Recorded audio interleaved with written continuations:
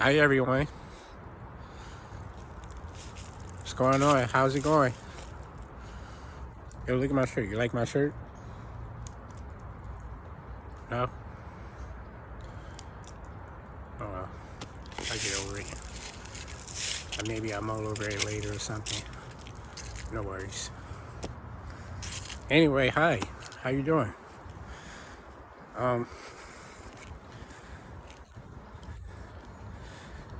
I just was wondering if you guys want a continuation of the Bewitched series. Does that sound interesting? Well, okay then. Let's get started.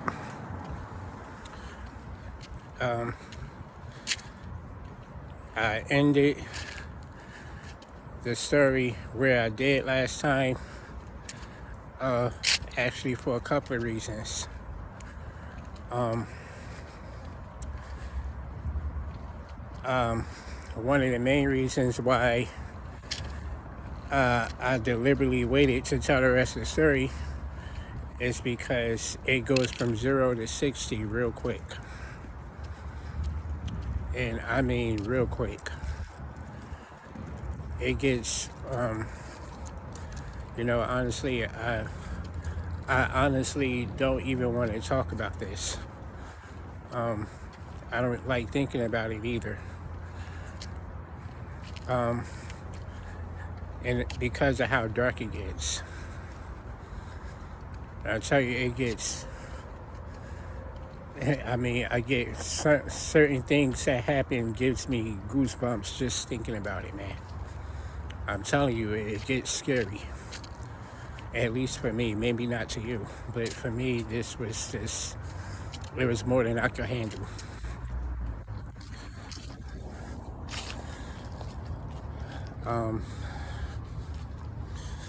But the last video, I ended off where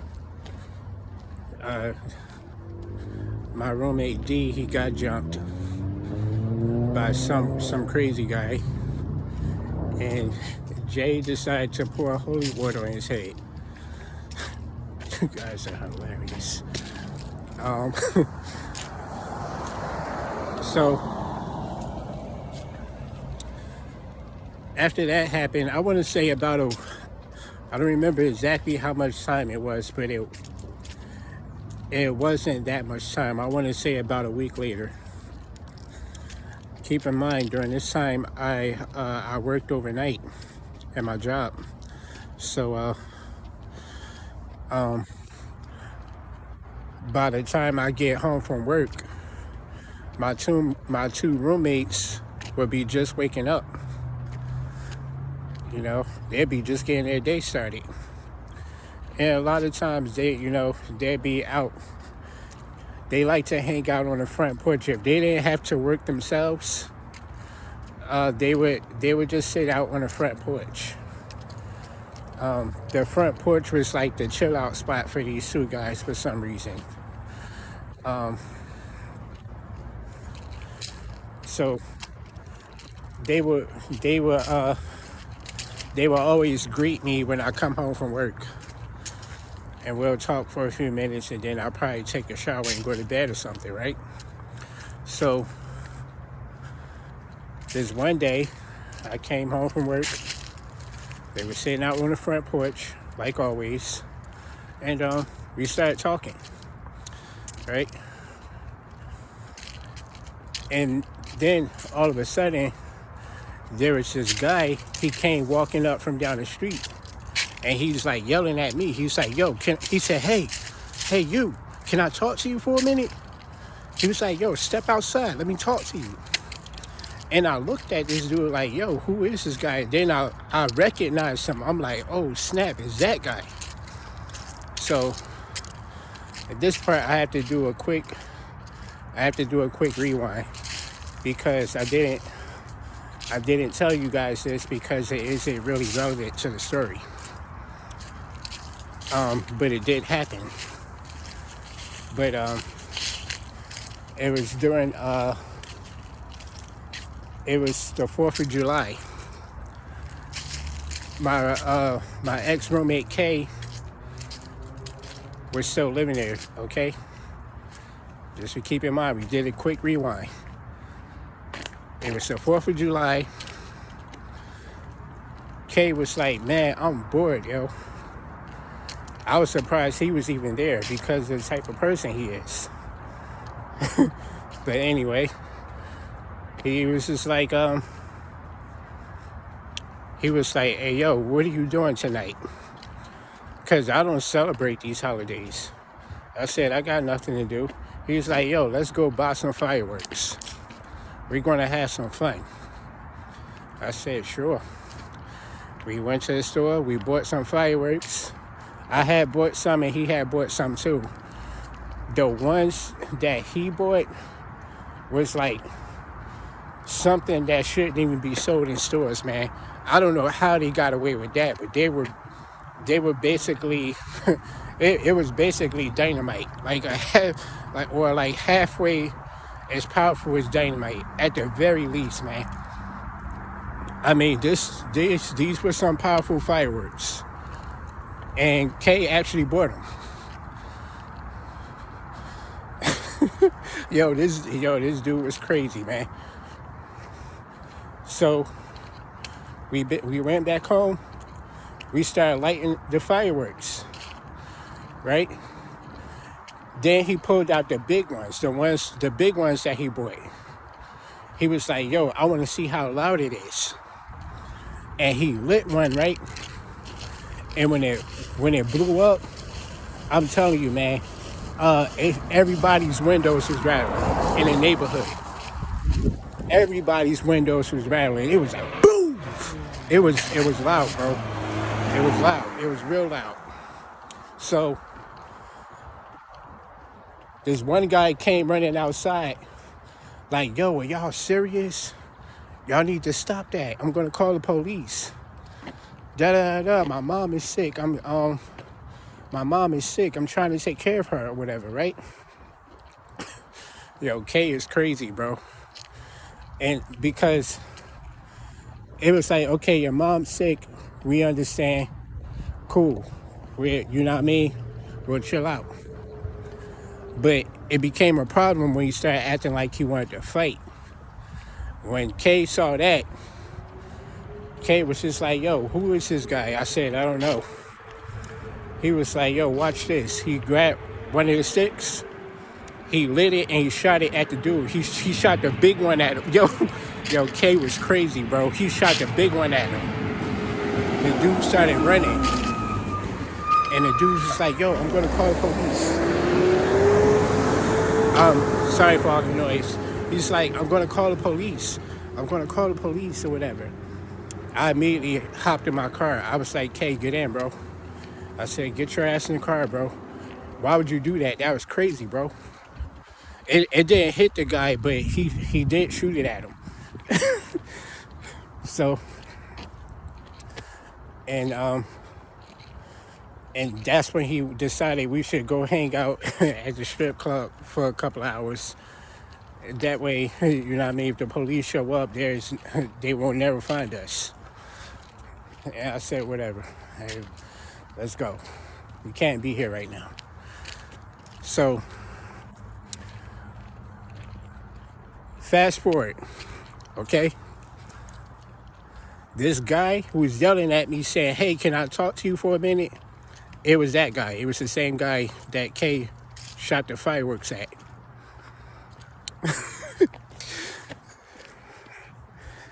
Man. So he started walking up, acting like he was tough, just like he did the first time. And before I could even say anything, because I was confused at first, I didn't know who the guy was. I'm like, "What?" I'm just looking at the guy. And before I could even say anything, J and D, they both went flying off the porch. I mean, these guys were moving like I didn't even see them get up, yo. They went flying off the porch and they started sizing the dude up. They got right in his face.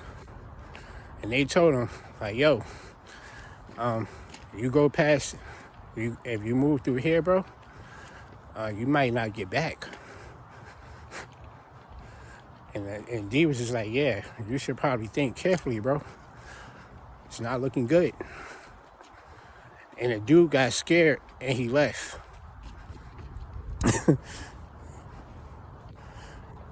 And they asked me who was that dude.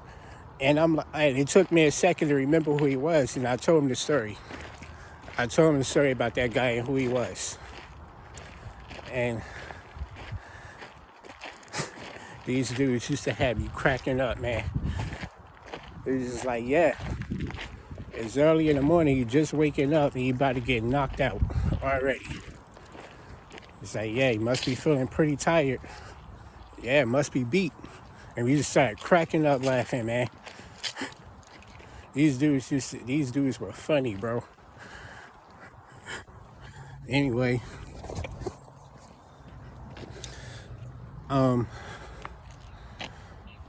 that happened first, right?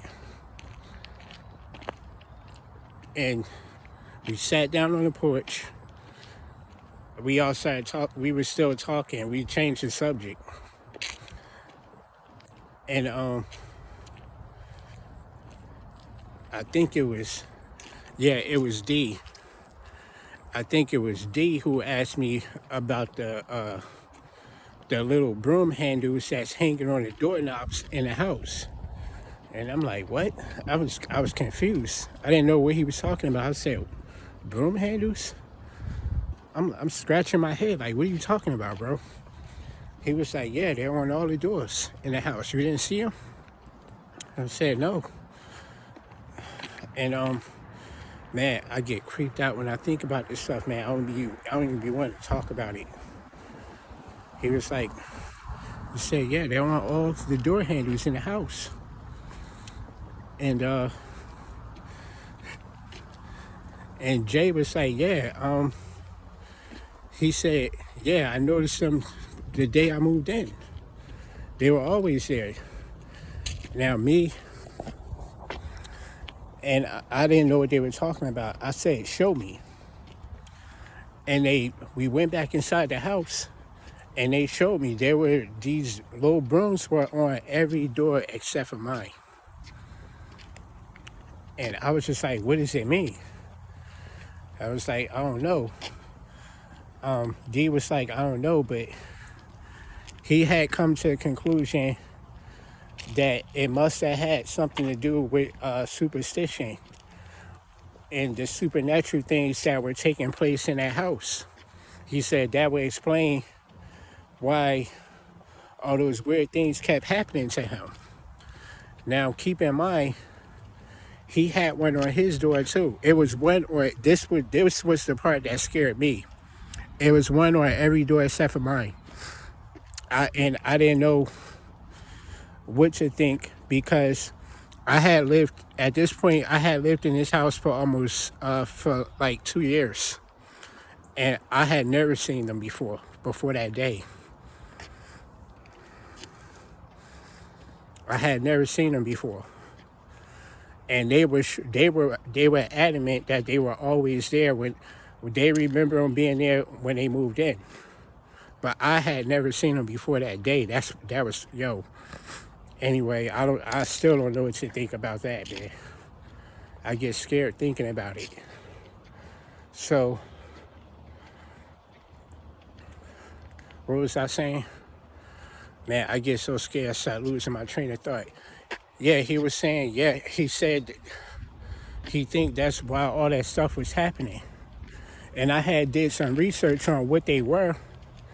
And apparently they're used to ward off evil spirits. And keep in mind, someone died in this place. So, was the evil spirit her? I didn't really know what to think, man. I really had no idea what was going on. I was so confused.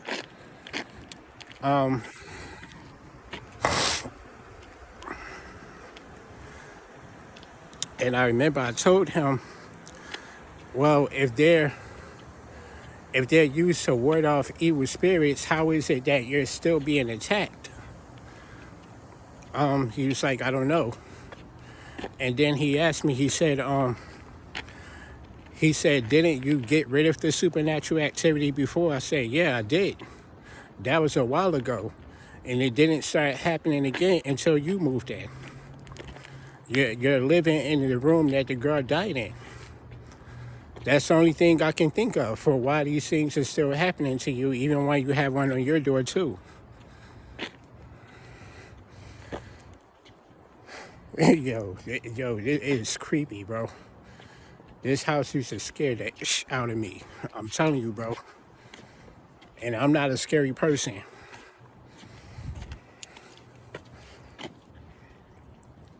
And he asked me, well, how did you do it? And I told him I burned some sage and I said a prayer. He was like, well, where do you get it from? And I told him the store that I bought it from. And he left and he went and bought some sage. He went and got some for himself. And he did the same thing I did. He walked through the whole house and he said a prayer.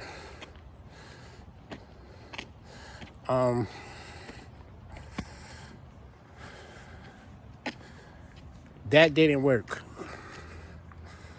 For some reason, it did not work when he did it. It worked when I did it, but it didn't work when he did it. It was like he didn't even, it was as if he didn't do it at all.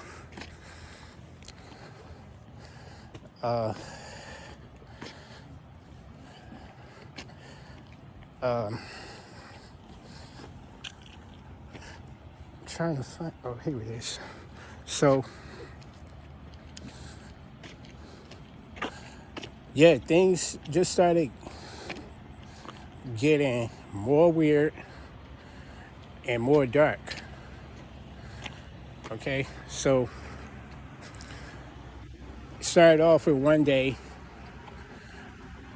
I was off work that day, so I was just hanging out with these two all day out on the front porch. They like to hang on the front porch for some reason. So I'm sitting outside on the porch with them. We're talking. I had to use the bathroom. So I got up and I went inside and went to use the bathroom. And when I came out of the bathroom, Dee's bedroom door just suddenly opened by itself, just out of nowhere. And my skin started crawling because he had his door closed. It was all the way shut. And I went back out on the porch and I told Dee what just happened. I said, yo, I just saw your door just open by itself. And he was like, nah, no, you didn't. I'm just like, he was like, I said, yeah, that happened, bro. He said the door has a tilt, so sometimes if the door isn't shut all the way, it'll open up by itself. And I told him, no, that isn't what happened. The door was completely shut, bro. I actually saw the handle turn as if there was someone on the other side. And I knew you were outside on the front porch, so it couldn't have been you. So I walked inside of your room to see who was there, and there was no one there. So I was spooked about that one. I think he was a little bit scared too. He didn't really know what to think. And like I said, a few more things happening. I don't want to make the story too long because there was a lot of things happening. But the supernatural activity never stopped. Okay?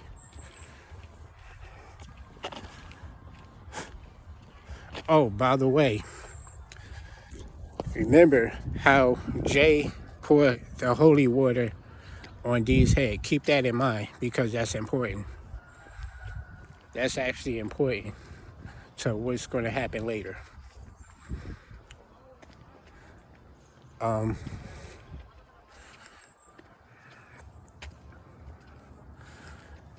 So, like I said, D was still battling his depression because of everything that had happened to him. His girlfriend dumped him. His TV broke, and then he lost his job. He lost his job like that same week. I think it was the same, like this, like a day before or 2 days before the incident happened with his door opening by itself. He had just lost his job, and this was worse than bad luck that was happening to this dude, man. I felt so bad for him, man. You know, I asked him if he needed money. I gave him like $20. That was all I had, and yeah, this guy, he decided to peace out and go live with his family out in the country because he had to cancel his trip to Canada. He's not going to Canada anymore. So he just decided to go live with family. And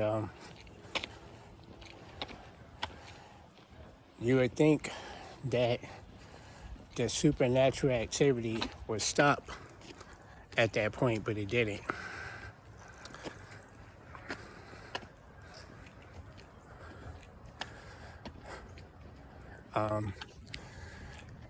After he moved out, Jay started acting really weird. Not weird like he's sad because he missed one of his friends. Like, no, he was just, he was like a whole different person. He barely ate anything anymore.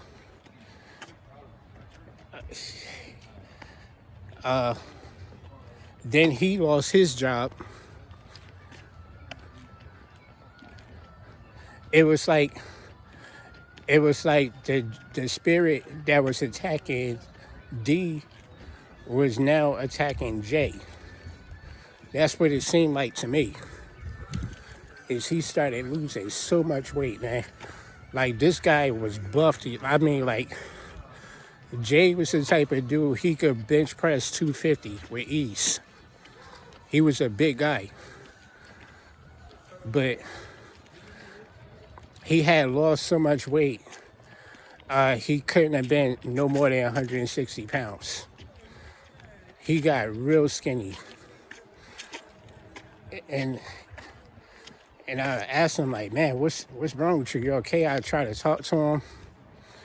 I try to see if I can get him some help, man. He was like, no, I'm fine, man.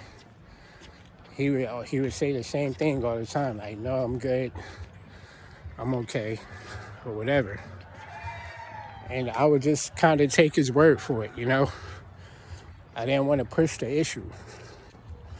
You know, I would mind my business. You only have to tell me one time to mind my business. I'm very respectful. So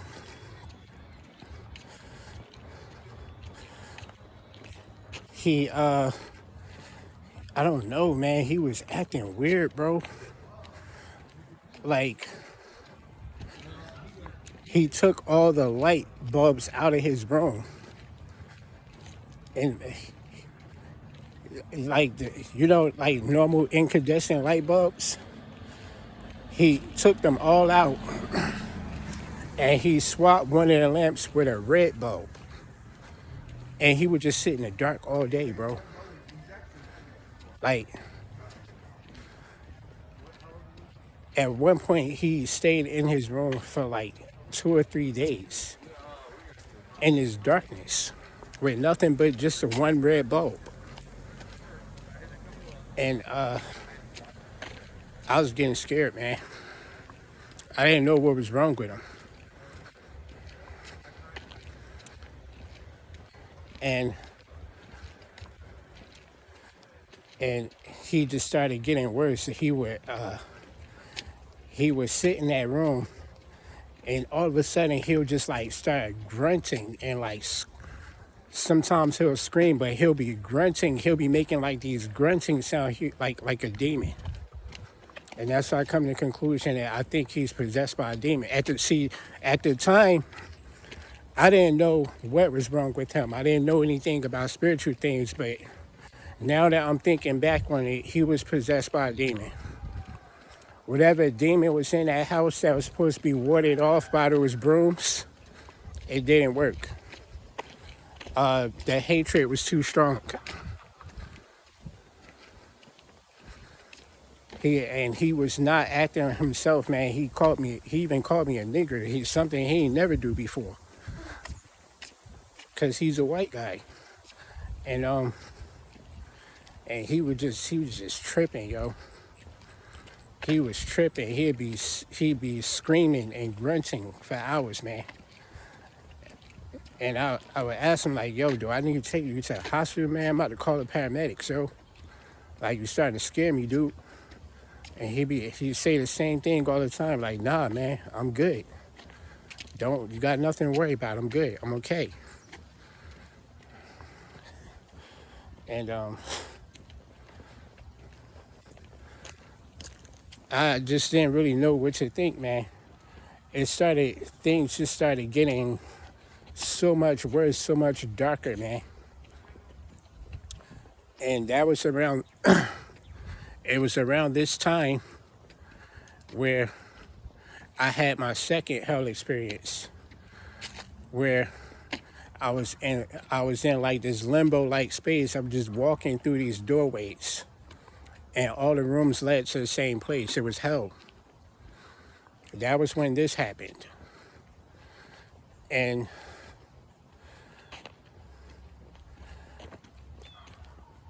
now, like I said, there were two parts of this house actually. This was a really big house. The pool house, the landlord turned it into like another apartment, like her own personal 3-bedroom apartment. And she would stay back there. And I'm telling you, man, I don't know what happened, bro, but she just suddenly decided to sell the house while we were still living there. She actually sold the house, and she hauled ass, man. She went to like Temple somewhere. She did not want to be there no more, bro. She was scared of something, man. I could tell, bro, the way she was acting. She didn't tell us what it was, what she was so afraid of, but she must have been seeing things too. Like I said, she knew about the girl that passed away because this is her house. So obviously she knew about this already. But obviously there were other things going on there too. That wasn't it. And I wanted to ask her about it. When I started, I decided to just act like I didn't know when I found out about it. But when I saw these things that was happening with Jay, the way he was just not eating and just being weird all the time, saying weird stuff, that was when I wanted to approach her and ask her what the hell happened in this place. But before I could even do that, she peaced out. She was gone, bro. She didn't even say goodbye. She just left.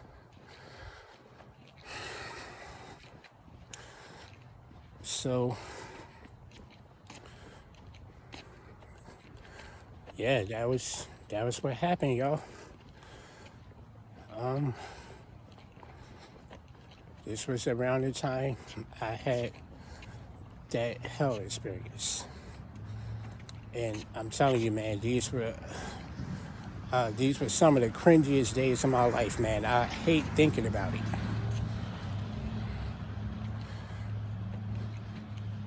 Now they say laugh now, cry later. See, everything wasn't so funny anymore.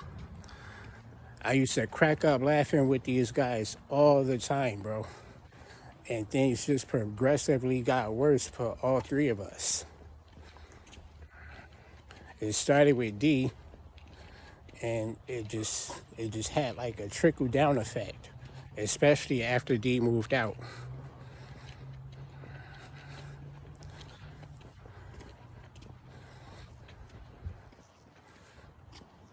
And the Lord says to know me is to know thyself. I didn't know who I was. I was just living my life to have fun, just like everyone else. So I didn't, I didn't really give too much thought to the spiritual things that were taking place at the time. Because trust me, you put me in a situation like that right now, and I'm seeing these things, I would know right away what it is. And I would know what to do to get out of that situation. I might just, depending on how severe it is, I might just outright leave because I'm not an exorcist. You know, I know how to fight off personal demons, but I'm no exorcist. There's some things that that's just out of my league. I gotta hand it over to God. You know, he's told me that vengeance is his. And I believe him. You lay a hand on his children, it's going to be a problem. So I rely heavily on my father when it comes to these things. And I think everyone else should too. There are some battles that you got to leave to him. You got to lean on him to protect you, man. Anybody would tell you can't fight what you can't see, man. Sometimes you cannot see these demons, but you know they're there. You know for a fact they're there.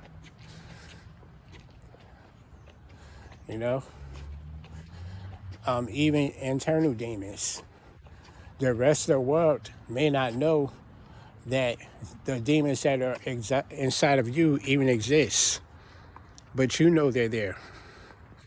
You know better than anyone else.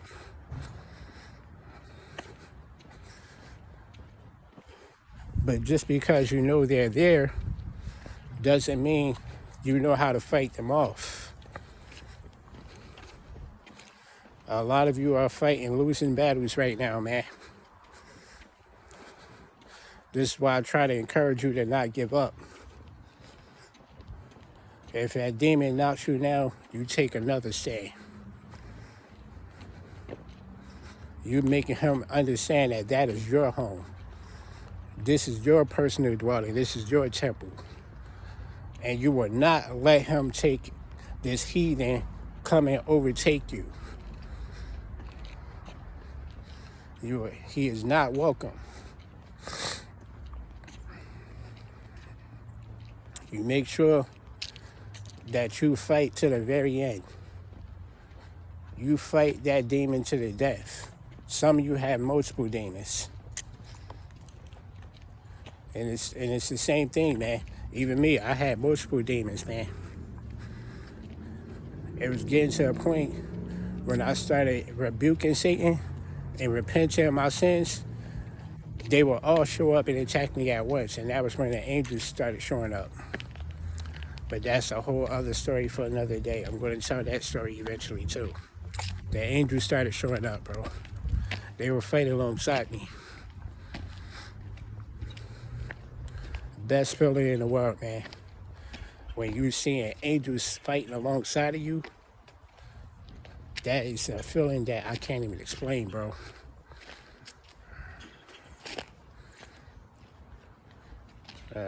I'll get back to you guys later. I'm going to give y'all this story too. Trust me, just wait, it's coming. I want to tell that story too. I think you're going to like this one. Anyway, Bye-bye.